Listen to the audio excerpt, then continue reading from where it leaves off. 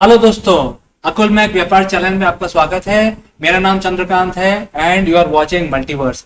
आज हमारा चर्चा का विषय है, क्या हम अमर हैं या नहीं हैं, या हम नश्वर हैं।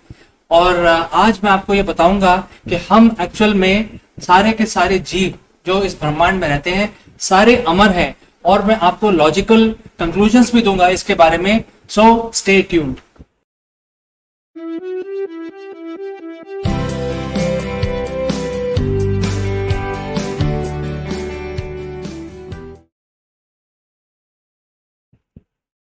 दोस्तों, हम जैसा कि जानते हैं कि हमारा जो एक जीवन है वो एक बर्थ से स्टार्ट होता है और हमारे डेथ पे खत्म होता है। तो हमारा ये काल चक्र है जिसमें हम बोलते हैं कि हमारा जन्म हुआ है तो हमारी मृत्यु भी होगी। लेकिन इसमें हम फंसे रहते हैं कि एक मृत्यु और जन्म के इसके बीच के हम फंसे रहते हैं और उसको हम बोलते हैं काल चक्र। बट ये क्या सही माने में है? क्या क्या हम मरते हैं? क्या हमारी मृत्यु होती है? ये एक सोचने का विषय है। बट हम इसको सोचते हैं, लेकिन हम आगे बढ़ने से पहले आपको कुछ तथ्य भी देना चाहते हैं। जैसे कि जब हम बोलते हैं कि हम अपने आप को बोलते हैं कि मैं हूं, या आप अपने आप को बोलते हैं कि आप हैं, तो आप अपने आप को कैसे बोलते हैं? क्योंकि हमारे शरीर के अंदर तो अगर हम शरीर में देखें तो अलग अलग ऑर्गन्स हैं। हमारे शरीर में 70 प्रकार के डिफरेंट ऑर्गन्स होते हैं। हर ऑर्गन का जो मटेरियल है वो अलग तरीके के सेल से बना होता है, और जो सेल होता है वो एक बहुत ही सूक्ष्म जीव होता है जो इंडिपेंडेंट होकर भी जिंदा रह सकता है। तो क्या ऐसा बोलना ठीक नहीं रहेगा कि अगर हम अपने आप को बोलते हैं कि मैं हूं, तो हम जो करोड़ों सेल हमारी बॉडी में उनको रिप्रेजेंट कर रहे हैं?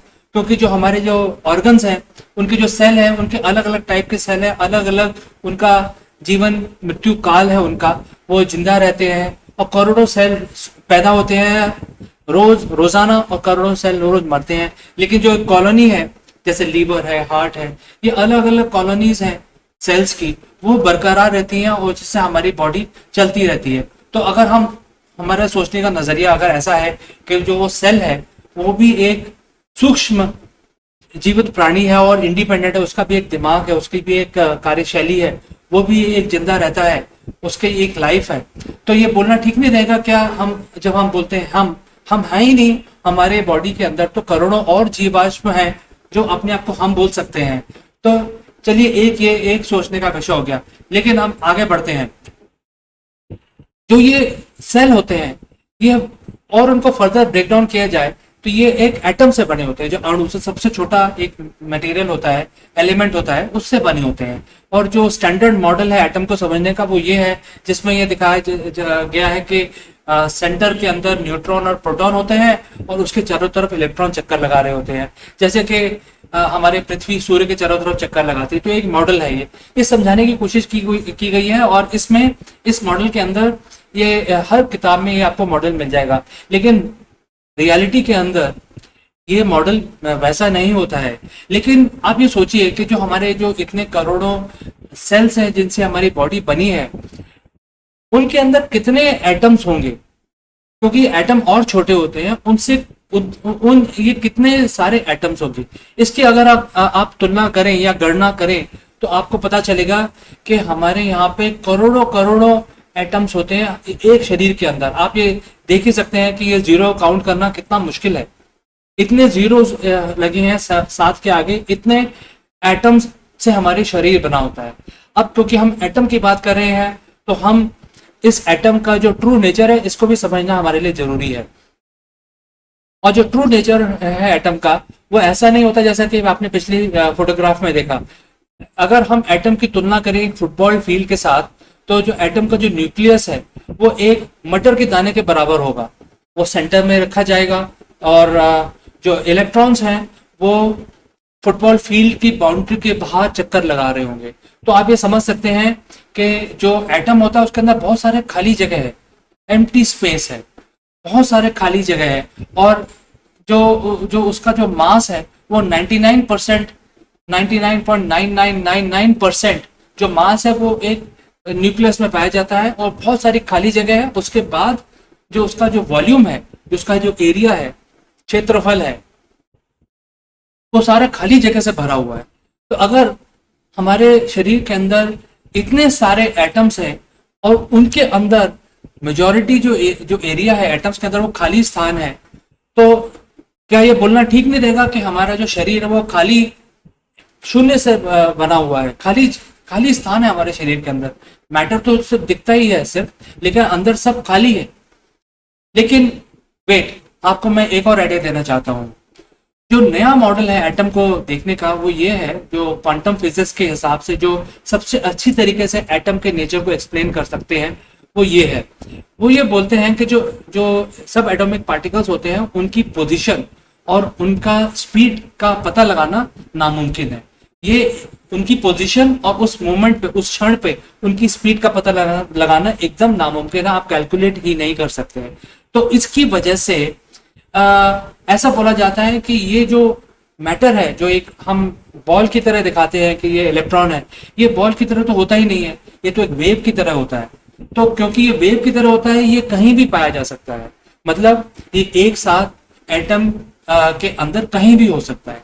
तो इसका मतलब ये हो गया कि न्यूक्लियस के अंदर आपका मास है, लेकिन वो न्यूक्लियस के अंदर आसपास जो हम बोल रहे थे खाली स्थान है, वो खाली नहीं है, वो एक क्लाउड है, नेगेटिव चार्ज का एक क्लाउड है। तो इसका मतलब ये हो गया कि अगर हमारी बॉडी इन एटम से बनी है तो जो ज्यादातर जो जगह है हमारी बॉडी का वो चार्ज पार्टिकल से बना हुआ है क्या?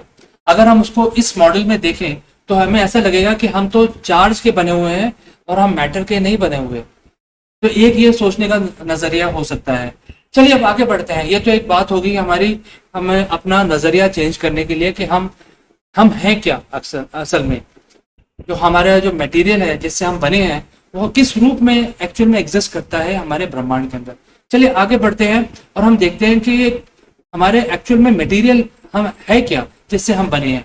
तो 99% जो मटेरियल हमारी बॉडी में पाया जाता है वो ये 4 एटम्स हैं जिनका नाम है ऑक्सीजन, कार्बन, हाइड्रोजन और नाइट्रोजन। 99% जो हमारी बॉडी है इन 4 तत्वों से बनी है। अब ये तत्व आए कहां से? अब जैसे आप देखिए हाइड्रोजन, हाइड्रोजन हर जगह पाया जाता है और हाइड्रोजन की उत्पत्ति हमारे ब्रह्मांड की उत्पत्ति के साथ हुई। तो जो एटम्स हमारी बॉडी में पाए जाते हैं वो नए नहीं बने हैं, वो उस टाइम बने हैं जब हमारा ब्रह्मांड की उत्पत्ति हुई, जब बिग बैंग हुआ उसके साथ उसके थोड़े देर के बाद ही ये हाइड्रोजन एटम बने और तब से ये आज तक बरकरार है। और ये अगर देखा जाए तो ये अनडिस्ट्रक्टेबल है, इनको आप डिस्ट्रॉय नहीं कर सकते। ये जो एटम्स हैं ये तभी पैदा हुए थे और आज तक चल रहे हैं और हमारी बॉडी का हिस्सा है। तो 10% जो हमारा बॉडी का हिस्सा है वो ब्रह्मांड के साथ ही बना था और आज तक खत्म नहीं हुआ है। तो अगर 10% हमारा बॉडी का हिस्सा खत्म नहीं हुआ तो क्या हम खत्म हो सकते हैं? ये एक सवाल है, इसका हम आंसर जानेंगे। लेकिन आगे बढ़ते हैं। What about other elements? जो अदर एलिमेंट्स हैं जिनमें कार्बन, नाइट्रोजन और ऑक्सीजन है, जो दूसरे ज्यादा मात्रा में पाए जाते हैं, इनका निर्माण फर्स्ट जनरेशन स्टार्स के कोर में हुआ। अब ये फर्स्ट जनरेशन स्टार्स क्या हैं? फर्स्ट जनरेशन स्टार्स वो हैं जो सबसे पहले बने थे बिग बैंग के एकदम बाद। जो पहले सितारे बने थे वो प्योर हाइड्रोजन के बने थे, बहुत बड़े बड़े सितारे थे, बहुत जल्दी जल गए और अपना जो मटेरियल था उन्होंने एक एक्सप्लोजन में, सुपरनोवा एक्सप्लोजन में सारे ब्रह्मांड में फैला दिया अपनी लाइफ खत्म करने के बाद। तो इनके कोर के अंदर कार्बन, नाइट्रोजन, ऑक्सीजन की उत्पत्ति हुई। ये लाइटर एलिमेंट्स थे। तो ये कम से कम 12 बिलियन साल पहले बने हैं और तब से आज तक हमारी बॉडी के अंदर है। तो तब इनका निर्माण हुआ और वही उन्हीं से ही हमारी बॉडी, हमारे एनवायरनमेंट, हमारे ग्रह, सूर्य सब इन्हीं से बने हैं। अब आगे चलते हैं। हमारी बॉडी में और क्या पाया जाता है? हमारी बॉडी के अंदर 1% हेवियर एलिमेंट है जैसे स्टील, मैग्नीशियम, पोटेशियम, जिससे हमें जिंदा रहने में हमें आसानी मिलती है और हम हमारे जो प्रोसेसेस हैं वो अच्छी तरह चलते हैं। तो जो 1% एलिमेंट है ये सेकेंड जनरेशन स्टार्स के अंदर फॉर्म हुए थे। जो फर्स्ट जनरेशन स्टार्स के खत्म होने के बाद जो सेकेंड जनरेशन स्टार्स थे उनके कोर में ये हेवियर एलिमेंट्स बनाए गए थे जो कम से कम 10 बिलियन साल पुराने हैं। आप जैसा जानते हैं कि हमारा सूर्य जो है वो थर्ड जनरेशन स्टार है।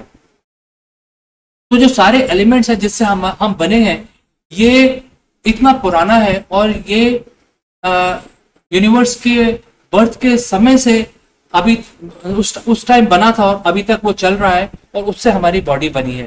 तो अगर हम ये माने कि जो हमारा मटेरियल है वो तब पैदा हुआ था और इनको ये अनडिस्ट्रक्टेबल है, जो एटम होता है इसको डिस्ट्रॉय नहीं किया जा सकता, ऐसा कोई भी नेचुरल प्रोसेस नहीं है जिससे हम ये जाने कि किसी एटम को हम डिस्ट्रॉय कर सकते हैं नेचुरली। हाँ, वैसे साइंटिस्ट ने बताया है कि एक प्रोसेस होता है जिसका नाम होता है प्रोटॉन डिके, लेकिन वो करोड़ों साल अरबों खरबों साल के बाद होगा अगर हुआ तो। लेकिन इसकी पुष्टि करना बड़ा मुश्किल है क्योंकि ऐसा कोई एक्सपेरिमेंट नहीं है जो ये बता दे कि प्रोटॉन डिके होगा जिससे जो मैटर है वो सब डिसइंटीग्रेट हो जाएगा आगे जाके फ्यूचर में। लेकिन वो जो फ्यूचर है वो भी अरबों खरबों साल आगे है, फ्यूचर में है। तो इस चीज की पुष्टि करना बड़ा मुश्किल है, ये एक थ्योरी है, इसका प्रूफ नहीं है।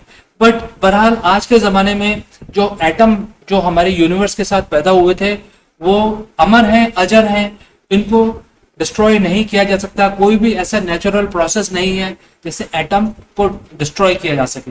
सो अगर हम इन इनडिस्ट्रक्टेबल पार्टिकल्स के बने हैं, इन एटम्स के बने हैं, इनसे हमारे सेल्स बने हैं, इनसे हमारी बॉडी बनी है, तो क्या हम अमर नहीं कहलाएंगे? क्या हम नहीं ऐसा सोच सकते कि हम ना पैदा होते हैं ना मरते? क्योंकि हमारी बॉडी ना कभी पैदा होती है ना मरती है। वो जो मटेरियल है जो हमारे यूनिवर्स के साथ पैदा हुआ था वही मटेरियल से हमारी बॉडी बनी है। तो ये हमें इस तरह सोचना चाहिए कि ना यहाँ जन्म है ना मृत्यु है। ये मैं एक लॉजिक के तौर पे आपको बता रहा हूँ, लेकिन मैं आपके विचार जानना चाहूंगा इस विषय के ऊपर, और क्योंकि ये बहुत ही डीप सब्जेक्ट है और ये थोड़ा सा एक हाइपोथेटिकल सब्जेक्ट भी हो सकता है, और मैं आपके विचार इसमें जानना चाहूंगा। हमेशा की तरह आपके कमेंट्स का हमें इंतजार रहेगा। As always thanks for watching. मैं अगली बार आपसे फिर मिलूंगा, तब तक के लिए विदा, नमस्कार।